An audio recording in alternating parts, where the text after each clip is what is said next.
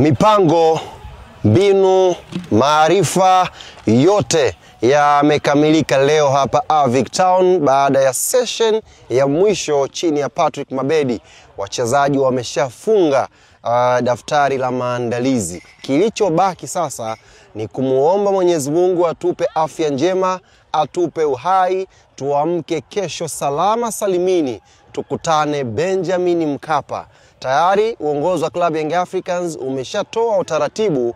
Kesho mageti yatafunguliwa saa 4 kamili asubuhi na yatafungwa mageti haya saa 8:30 mchana. Tunaamini kabisa masaa haya 4:30 yatakutosha wewe mshabiki, mwanachama, mpenzi na mkereketwa wa ndani kabisa wa Young African Sports Club kutoka nyumbani na kuja uwanja wa Benjamin Mkapa. Moja ya faida ya kuwahi, unaepusha msongamano.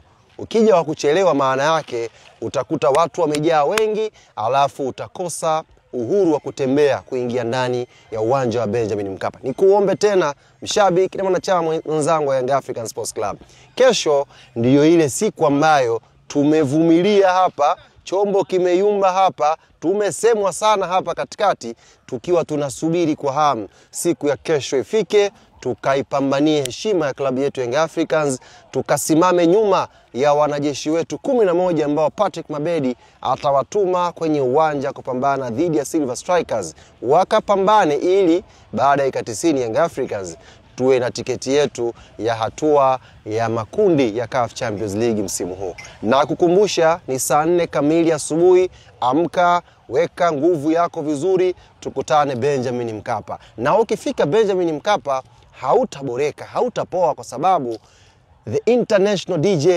DJ Ali B, DJ wa wananchi, atakuwa pale kwa ajili ya kuhakikisha tunakuwa na nguvu, tunajiandaa kwa ajili ya kupata burudani. Kesho inshallah tukutane uwanja wa Benjamin Mkapa kwenda kupindua meza na kuingia hatua ya makundi.